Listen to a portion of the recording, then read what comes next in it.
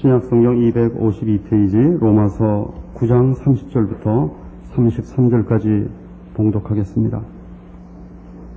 그런즉 우리가 무슨 말하리요? 의를 쫓지 아니한 이방인들이 의를 얻었으니 곧 믿음에서 난 의요. 의의 법을 쫓아간 이스라엘은 법에 이르지 못하였으니 어찌 그러하뇨? 이는 저희가 믿음에 의지하지 않고 행위에 의지함이라 부딪힐 돌에 부딪혔느니라. 기록된 바 보라, 내가 부딪히는 돌과 거치는 반석을 시온에 두노니 저를 믿는 자는 부끄러움을 당치 아니하리라 함과 같으니라. 구원이 전적으로 하나님의 은혜에 근거한다라는 말씀이 구원에 실패한 자들에게 있어서는 설명이 우리에게 부족하다는 느낌을 가져오는 것입니다. 전적인 하나님의 은혜에 의하여 사람이 구원을 얻는다면 실패자가 있어서는 안 된다 하는 것이 우리가 갖는 일반적인 사고입니다. 실패자는 하나님께서 은혜를 충분히 베풀지 않은 탓이 아닌가 하는 생각을 우리가 떨쳐버릴 수 없기 때문입니다. 그럼에도 불구하고 성경은 구원이 하나님의 전적인 은혜라고 얘기하면서 구원에 실패한 자들의 실패의 이유는 본인들이 거부했기 때문이라고 못 받고 있습니다. 은혜로 말미암는 구원을 논함에 있어서 실패한 자들의 책임은 본인에게 묻는다는 것은 우리에게 일견 불합리해 보이고 모순되어 보입니다. 그래서 이제 거꾸로 어떤 문제가 생기게 되느냐 하면 구원의 실패가 본인의 책임이라면 어떤 의미에서 구원에 성공하는 것도 본인의 선택이 아니겠는가 하는 생각이 자연스럽게 고개를 들 수 있게 되는 것입니다. 여기 오늘 본문에 나온 바와 같이 이스라엘은 왜 실패했느냐? 32절에 있는 바와 같이 지금 믿지 않았기 때문이다. 분명히 얘기하고 있기 때문입니다. 그럼 믿지 않았기 때문에 이스라엘이 실패했다면 이방은 믿어서 구원을 얻은 것 아니냐라고 금방 우리는 얘기를 할 수가 있고 실제로 믿는 이들 중에 적지 않이 자신의 그 구원의 근거를 본인의 선택과 의지에 두고 구원의 확신을 자신의 결정에 두는 이들이 상당수 있는 것이 현실입니다. 이건 물론 잘못된 것입니다. 그렇게 생각하고 정리한 분들이 구원을 못 받았다는 것이 아니라 그가 얻은 구원을 정리하는 일에 있어서는 실패하고 있는 것입니다. 왜 그러냐면 간단하게 이 문제가 그렇게 정리되어서는 안 될 것임을 증명할 수가 있는데요. 만일 구원이 우리가 선택한 것의 결과라면 이방인은 유대인보다 더 영리하다는 얘기가 됩니다. 그리고 그 영리하고 지혜로운 이유가 유대인들이 율법과 할례와 하나님이 특별히 선택하시고 간섭한 역사 때문에 실패했다고 한다면 더욱더 이방인들은 하나님께서 율법도 안 주시고 간섭도 안 했기 때문에 오히려 구원을 얻게 되었다라는 이상한 논리가 성립하게 됩니다. 이스라엘 백성이 율법을 오해해서 할례를 갖고 선민이라는 그 이유 때문에 편견에 빠져서 예수를 배척하게 됐다. 이것이 이스라엘의 실패를 설명하는 하나의 설득력 있는 주장인데 그렇다면 이방인은 어떻게 예수를 믿게 되었는가? 그들은 율법도 없었고 할례도 없고 하나님의 특별한 역사적인 간섭도 없었기 때문에 편견에 안 빠졌다는 얘기가 되니까 율법과 할례를 안 가진 것이 오히려 복이었다는 이상한 결론이 생기는 것입니다. 그럼 우리는 뭐라고 가르쳐야 되냐면 우리의 자녀들도 일찍부터 성경 공부를 시켜서는 안 된다는 결론에 도달하게 됩니다. 괜히 성경 일찍 가르치면 편견에만 빠질 것이니까. 놔뒀다가 호시탐탐 노려보고 있다가 기회가 왔다고 생각할 때 도련한 그 기회로 그의 심령을 쪼개서 예수를 믿게 해야 훨씬 순수한 마음으로 받아들이지 미리미리 신앙교육 시켜놓으면 이스라엘 백성같이 실패할 수밖에 없을 것이라는 이상한 결론에 도달하게 되는 것입니다. 근데 이 문제는 생각보다 뿌리 깊이 우리 주변에 남아있는 것이 구원에 관한 설명 중에 예전에도 설명을 드렸습니다만 이런 인간의 자유의지와 하나님의 주권을 충돌시키지 않고 풀어보려는 그 노력으로 성경이 얘기하지 않는 구원 설명을 하는 이들이 꽤 있습니다. 그리고 뜻밖의 설득력이 있습니다. 그건 이런 것들입니다. 하나님께서는 예수 그리스도를 보내서 구원을 이루셨습니다. 이 구원은 누구나 공짜로 가지면 됩니다. 그래서 이 구원은 은혜고 공짜로 가지기 때문에 믿음입니다.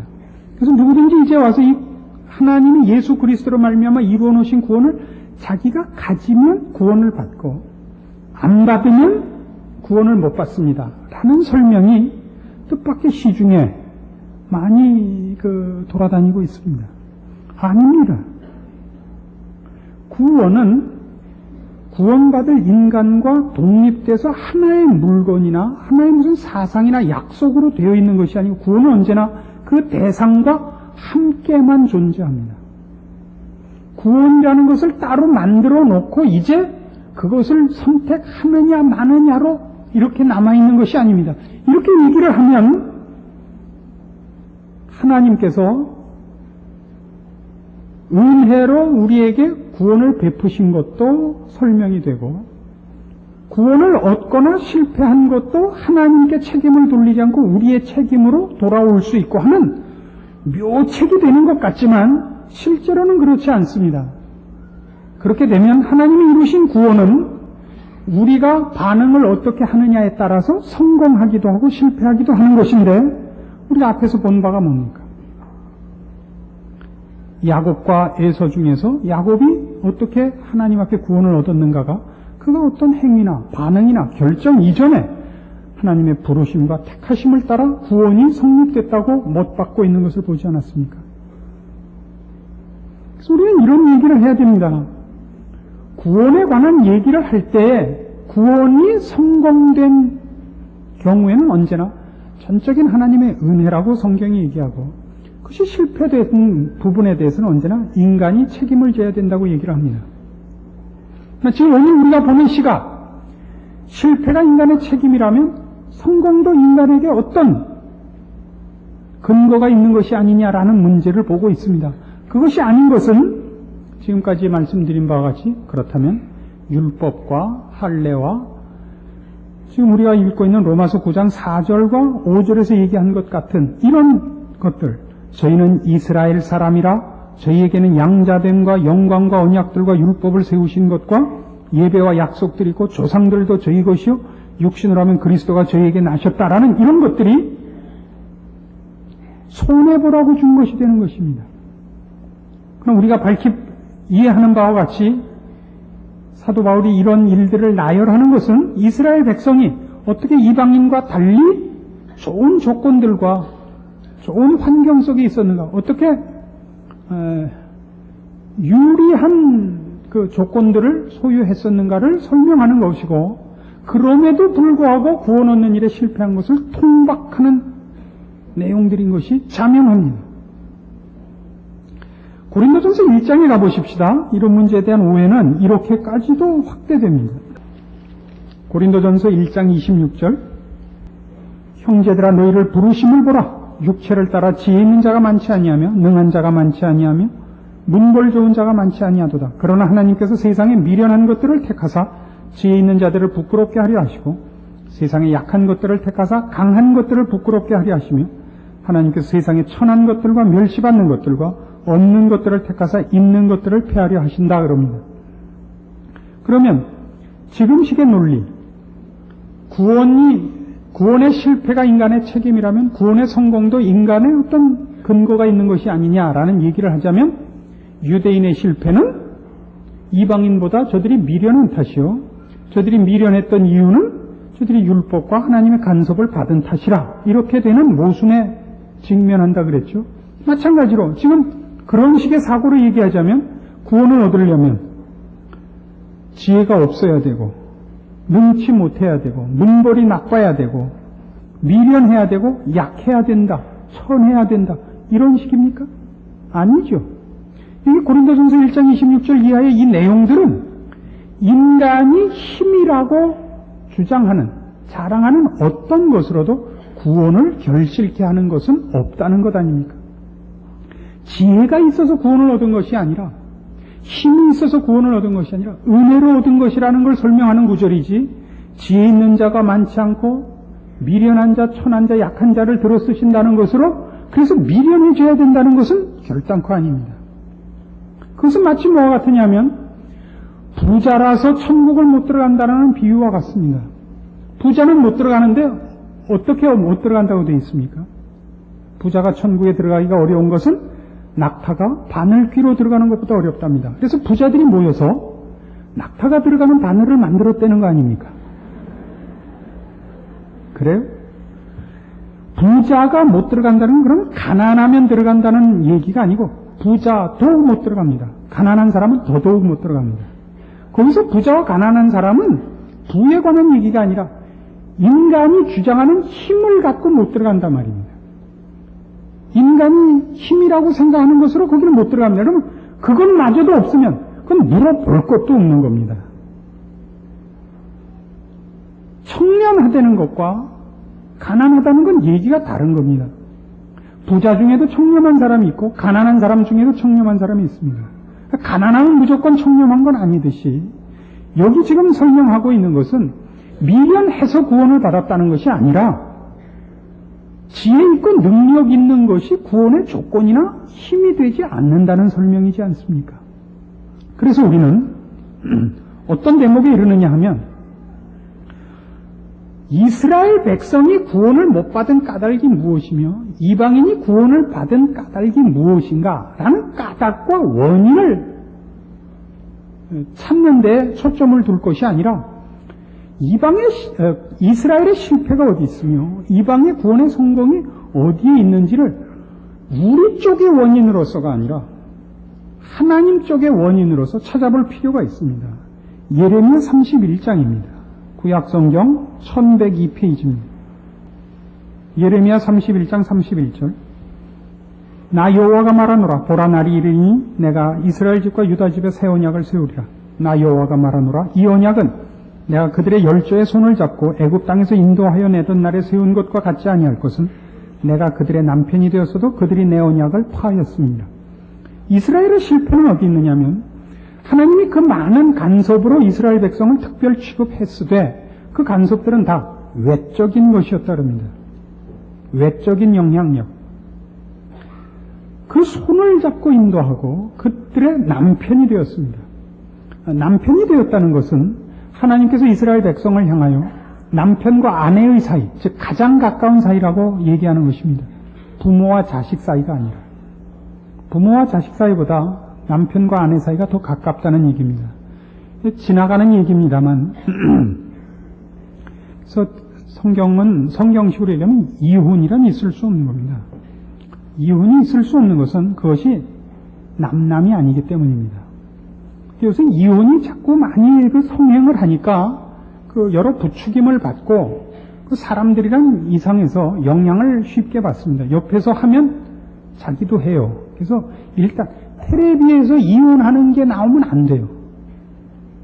그럼 텔레비에서 그 드라마 속에서 일어난 일로도 힘을 얻어요. 그 이혼을 쉽게 생각을 하고 할 수 있다고 생각하는 것은 안 됩니다.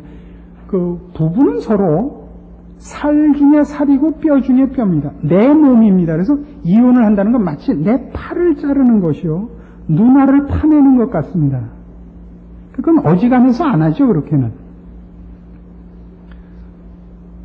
그 일은 할 수 없습니다. 부모와 자식은 오히려 부부보다는 멉니다.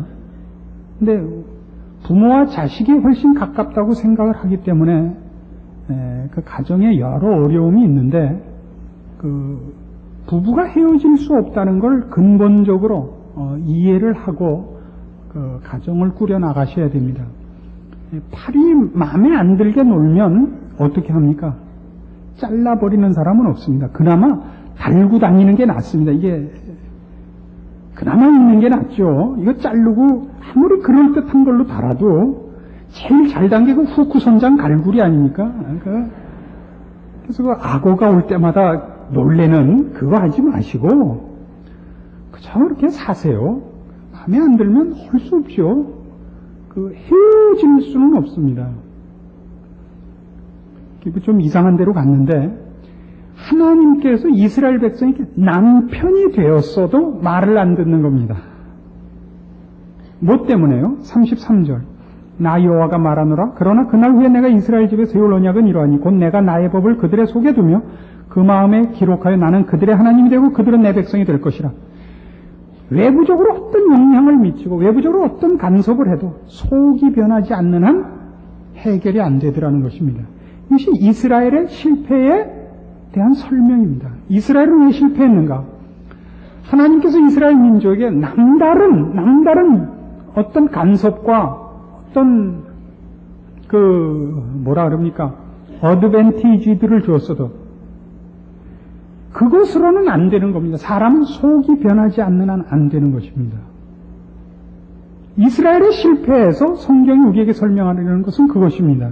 이스라엘은 왜 실패했는가? 사람은 속을 변화시키지 않는 한 무엇으로도 그를 구원하거나 이렇게 회개시킬 방법이 없다. 이겁니다. 그럼 이방은 어떻게 구원을 얻었습니까? 에베소서 4장입니다. 에베소서 4장 17절 신약성경 314페이지입니다. 그러므로 내가 이것을 말하며 주 안에서 증거하노니 이제부터는 이방인이 그 마음에 허망한 것으로 행함같이 너희는 행하지 말라. 저희 총명이 어두워지고 저희 가운데 있는 무지함과 저희 마음이 굳어짐으로 말미암아 하나님의 생명에서 떠나 있도다. 저희가 감각 없는 자 되어 자신을 방탕에 방임하여 모든 더러운 것을 욕심으로 행한다 그래요.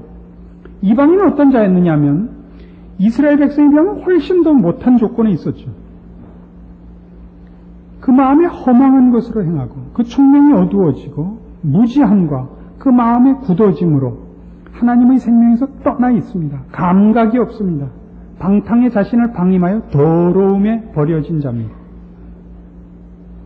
그래서 우리는 이방이 구원을 얻은 것은 전적으로 하나님의 은혜 외에는 아무런 이유가 있을 수 없는 것을 확인합니다.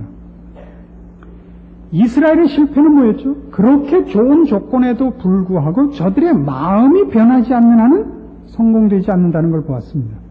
그럼 이스라엘은요? 나쁜 환경에 있었으니까 오히려 예수를 믿게 됐다고요? 좋은 환경에서도 그 마음이 변하지 않았습니다. 나쁜 환경에서는 더 나쁘죠? 아까도 얘기한 거 아닙니까? 부자가 하늘나라에 들어가기가 바늘귀로 들어가는 것보다 어렵다면 그러면 가난한 사람은 바늘귀가 아니죠, 이번에는.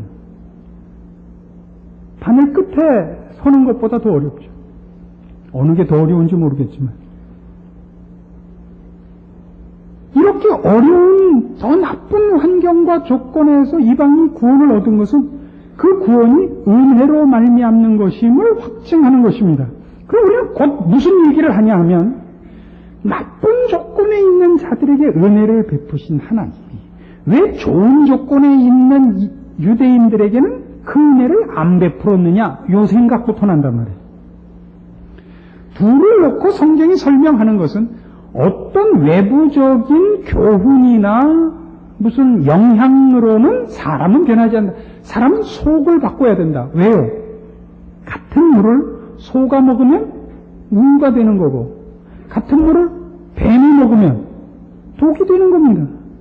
속이 변하지 않는 한 밖에서 아무리 좋은 것으로 해도 소용이 없는 것입니다. 그래서 이스라엘 백성의 실패로 말미암아 우리는 인간이 죄인이라는 것이 도대체 어떤 만큼 흉악한 것인가, 얼마나 심각한 것인가를 확인합니다. 그리고 이방인이 구원을 얻은 것으로 인하여 하나님의 은혜가 얼마나 굉장한 것인가를 확인해야 맞습니다. 그러나 우리는 그렇게 생각하지 않습니다. 70번씩 7번을 용서하시라는 가르침을 주신 하나님이 왜 가룟 유다를 내버려 두셨을까? 이겁니다. 베드로가 3번이나 주를 부인한 것은 용서하면서 가롯 유다한테는 안 하셨을까? 모세를 부르신 하나님이 왜 바로는 내비뒀을까? 이게 우리의 생각입니다. 그렇죠? 그래서 우리는 이 논리적인, 우리가 보통 얘기하는 논리성과 합리성에 대하여 좀 더 다른 이해가 있어야 될 줄로 압니다. 자, 우선 이렇게 생각해 보세요. 왜 바로는 하나님이 더 크신 은혜를 베풀지 않았는가? 성경은 이렇게 얘기합니다. 바로에게도 모세와 이스라엘 백성과 똑같이 바로 앞에서 하나님이 하나님의 위대하심과 하나님의 크심을 낱낱이 나타내셨습니다. 10가지 재앙을 로얄 박스에서 본 사람이 바로입니다. 그죠? 그럼에도 불구하고 하나님의 위엄과 하나님의 영광이 나타날 때마다 그의 마음이 녹은 것이 아니라 그의 마음은 한 단계씩 더 완악해져만 갔다는 것을 우리는 역사를 통해서 압니다. 성경의 진술이 그렇게 되어 있습니다. 이스라엘 백성은 어떻습니까? 하나님의 모든 간섭을 받은 것 이상으로 이제 예수님께서 그 땅에 오셨습니다. 성자 하나님이 육신으로 그 땅에 오셔서 모든 생명과 진리와 하나님의 사랑을 전하셨습니다. 몸소 행하셨습니다. 그럼에도 불구하고 이스라엘 백성은 저를 살인 강도자인 바라바 대신에 죽일 것을 요구했습니다. 총독이었던 빌라도가 볼 때도 그에게 그럴 만한 죄가 보이질 않아서 나는 이 일에 대해서 나는 죄를 정할 수도 없고 나는 일에 책임을 질 수가 없다고 손을 씻고 물러섰습니다. 그러나 이스라엘 백성 뭐라고 했습니까? 그 죄값이 있다면 그것이 책임져야 할 일이라면 우리와 우리 자신에게, 우리 자손에게 돌리십시오라고 당당히 외쳤습니다. 우리가 아는 예수님이 행하신 일들이 모두 다 의인이나 선인이 행하는 일보다 훨씬 더 큰 하나님의 사랑과 긍휼과 자비로 저들을 만나신 일들임에도 불구하고 그것이 저들의 마음을 녹이거나 돌이키게 하지 않고 저들의 마음을 점점 더 완악하게 한 사실을 봅니다. 그래도 여러분은 뭐라고 묻고 싶죠? 그래도 그것까지 꿰뚫는 은혜를 주셨어야 맞다 이거 아닙니까? 아니요. 성경이 우리에게 가르치려고 하는 것은 인간의 완악함과 하나님의 은혜입니다. 그러나 우리의 생각은 인간이 얼마나 죄를 지어 완악한 처지에 있는가를 확인하려고도 하지 않고 하나님이 얼마나 크신 은혜로 우리를 구원하려고 했는가도 믿으려고 하지 않습니다. 우리는 끊임없이 하나님의 일하심과 하나님의 권위에 대하여 흠집을 내려는 생각을 갖고 있습니다. 그래서 우리는 끊임없이 묻는 겁니다. 왜? 허망한 가운데 살며 욕심을 따라 살며 자신을 방탕에 방임한 자들을 구원하시는 하나님의 사랑이 택하시고 선지자들을 보내시고 예수까지 보낸 그 민족은 내버려 두셨는가? 왜 베드로는 부르고 스데반을 죽인 바울까지 불렀으면서 유다는 놔뒀는가? 이렇게만 머리가 돌아가지. 아하, 인간의 죄가 이렇게 무섭구나. 아, 하나님의 사랑은 참으로 청량을 끼렸구나. 그러면 안 가려고 그럽니다. 왜요? 확인해야 할 게 하나 있습니다. 인간의 사고는 객관성을 가진 논리성이 아니고 죄에 물들어 있는 삐뚤어진 사고방식이 본성이기 때문입니다. 우리 한번 얘기해 봅시다. 사람들은 의논을 할 때, 자기에게 무슨 문제에 있어서 의논을 할 때 윗사람에게 의논을 합니까? 동료에게 의논을 합니까? 여러분 어떻게 생각해요? 윗사람에게 의논한다. 손을 들라 그러면 창피하니까 속으로 윗사람에게 한다. 손을 드셔야 돼요. 속으로. 확인하셨어요? 친구에게 한다. 둘 다 한다. 다 하셨어요? 누구에게나 하죠. 윗사람에게도 하고 유명한 사람에게도 하지만 듣진 않지요. 그렇죠? 누구 말을 듣죠? 지가 하고 싶은 말 동조하는 사람이 나타날 때까지 쫓아다니잖아요. 그 그리고 드디어 그 말을 누가 해주면 맞아. 그리고 저지르죠.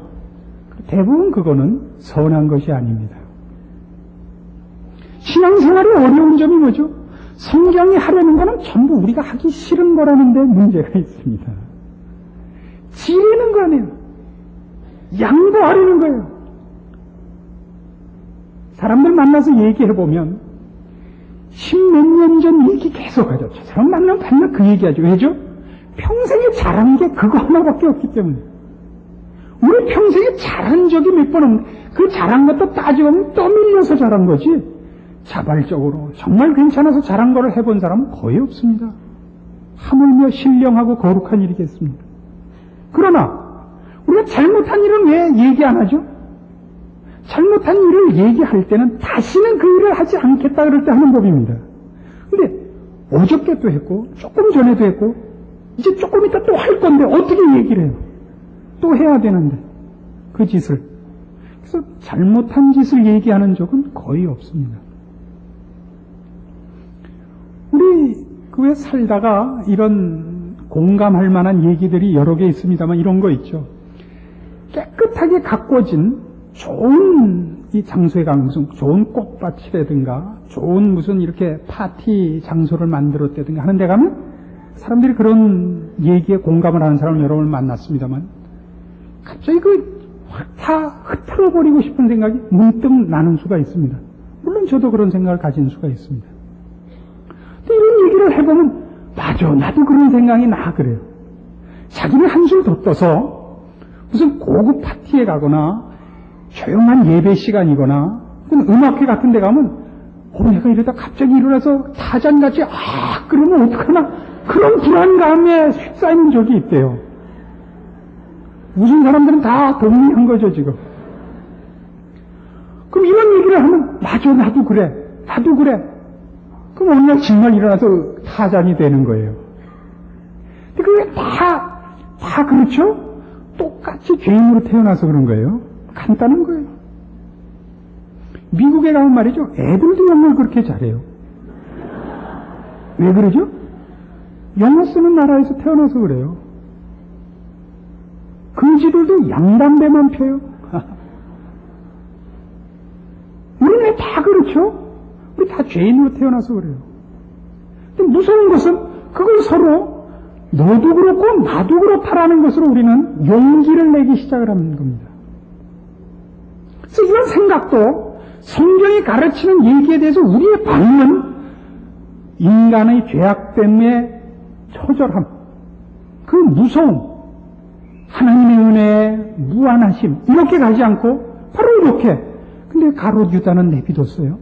바로는 왜 내비뒀어요? 이 생각이 먼저 나요. 그러면 자기가 자기 뒤통수를 때려야 돼요. 넌 들어가 있어. 이래야 된다고요. 쓸데없는 생각, 넌 들어가 있어라 그래야 돼요. 근데 우린 거기에서 실패를 하는 게 아닌가 싶습니다. 우린 그 답을 찾아야만 믿겠다라는 묘한 시험에 걸리는 겁니다. 그래서 이런 시험에 걸리는 거예요. 얼마나 이게 쓸데없는 생각인가 보세요. 하나님께서는 아담과 하와가 선악과를 따먹을 줄 알았을 것이다, 몰랐을 것이다. 알았다, 몰랐다.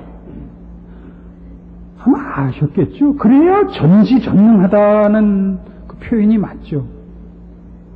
그럼 왜 안 말리셨을까? 말이 된다, 안 된다? 된다. 그러나 보세요. 그때 아담과 하와가 선악과를 따먹는 것이 그들에게 조금씩도 유익한 점이 없고 그걸 안 따먹어서 도무지 믿진 게 없습니다. 근데 그걸 따먹으면 죽는다라는 엄한 경고와 형벌이 약속되어 있었습니다. 따먹은 건 미친 짓이다, 아니다. 그건 미친 짓이에요. 잘했다, 잘못했다. 100번 잘못했죠. 그런데도 우리는 그런 모든 복을 받고 부족할 것이 없고 먹어봤자 이익 될 것도 없고 먹으면 큰일 난다고 경고를 받는데 두 사람은 왜 처먹었을까? 이 생각은 안 하고 하나님이 먹을 걸 아셨을까? 몰랐을까? 왜 대가리가 열로만 돌까? 이 생각은 아무도 안 해요. 그리고 시원한 답을 아무도 안 해주더라. 이겁니다. 누가 잘못한 거다. 아담과 하와가 잘못한 거다. 그 다음에 누가 잘못한 거다.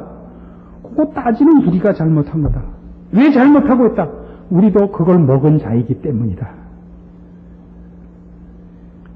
하나 더 해요. 우리가 얼마나 악질인가를 하나님은 전능하시다는데 하나님이 들 수 없을 만큼 무거운 물건을 만드실 수 있을까? 들면 못 만든 거죠. 못 들면 전능하시다며. 이게 합리성이다? 이게 논리적 일관성이다? 아닙니다. 죄악된 본성이 만들어내는 삐뚤어진 생각입니다. 우리가 성경의 말씀을 통하여 배우는 것이 뭐냐면 우리 마음속에서 일어나는 모든 생각에 답을 내는 것이 믿음을 확고히 하는 것이 아니며 우리의 호기심을 다 만족시키는 것이 우리를 튼튼하게 하는 것도 아니라는 사실입니다. 우리 생각과 우리 호기심 속에는 쓸데없는 것이 거의 대부분이라는 사실을 알아야 됩니다.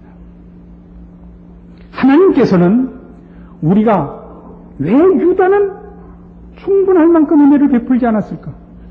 왜 바로에게는 충분할 만큼 긍휼을 베풀지 않았을까라고 생각하는 정도로 덜 은혜를 베푸신 것이 아니라 우리가 왜 안 하셨을까라고 걱정하고 이상하게 생각하는 만큼을 하셨을 뿐만 아니라 그 이상 하셨단 말입니다. 더욱더 어느 만큼요? 하나님께서 죄지은 인간을 위하여 베푸신 구원은 그건 천사들도 살펴보기를 원하는 놀라운 일이요. 놀라운 하나님의 사랑이요 긍휼인 것입니다. 우리가 아직 죄인 되었을 때 그리스도를 우리를 위하여 죽이셨고 그 아들을 보내신 것은 우리가 왜 여기까지밖에 안 하셨습니까? 라고 답답해하고 이상하게 생각하는 그래서 이만큼은 하셔야 되는데 라고 우리가 갖고 있는 답에 비교할 수 없이 더 높이 더 많이 하신 것입니다. 그래서 구원을 확신시킬 때마다 성경은 무엇을 제시했죠? 그 아들을 아끼지 아니하시고 우리 모든 사람을 위하여 내어주시니까 그 아들과 함께 모든 것을 은사로 주시지 아니하시겠느냐라고 말함으로써 그 아들을 주신 것은 하나님 우리에게 베푸실 은혜와 사랑과 긍휼과 자비에 우리가 상상하고 우리가 따지는 그것과 비교할 수 없이 크고 넓고 깊은 것임을 성경이 증명하고 있는 것입니다. 그래서 우리는 여기에서 설명하는 이 말씀들이 하나님의 무궁하신 은혜와 사랑, 긍휼, 자비인 것을 확인해야겠고 인간의 완악함과 죄악된 것이 얼마나 대단한 것인가로 확인해야 할 것입니다. 쓸데없는 생각에 휘말려서 죄악된 본성이 여러분의 신앙을 헝클하게 놔두지 마십시오. 이런 생각하시지 말라고. 태초에 하나님이 천지를 창조하시니라. 그럼 태뜸 사람이 이렇게 물어요. 그럼 하나님은 태초 전에는 뭐하고 계셨어요? 그래서 이런 답이 있습니다.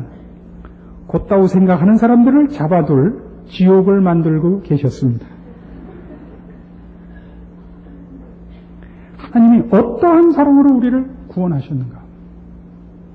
죄악된 자리에 있었고 허망한 자리에 있었고 무지함과 미련함과 완악함과 생명에서 떠난 처절한 더러움의 상태에 놓였던 우리가 하나님의 다함 없는 사랑으로 베푸신 긍휼의 무궁하심으로 구원을 받아 이 자리에 왔다는 것을 확인하는 것이 우리에게 필요하며 우리의 죄악된 본성으로 말미암아 일어나는 모든 쓸데없는 생각을 가라앉히고 말씀으로 여러분의 생각과 마음을 정리하는 것이 필요한 줄 확인하는 복된 깨우침이 여러분에게 있어야 할 줄로 압니다. 이것으로 여러분의 신앙이 부디 건강해지시고 순결해지시고 높아지시기를 권합니다. 기도하십시다. 하나님 아버지 은혜를 감사합니다. 우리를 사랑하신 하나님의 사랑과 우리를 구원하신 하나님의 능력과 긍휼과 자비를 확인합니다. 우리는 감사해야 마땅하고 힘을 다하여 순종해야 마땅합니다. 우리로 신자된 특권과 책임을 누리게 하시고 성실하게 하시고 감사하는 자 되게 하사 우리 인생으로 복되게 하시옵소서. 예수님의 이름으로 기도합니다. 아멘.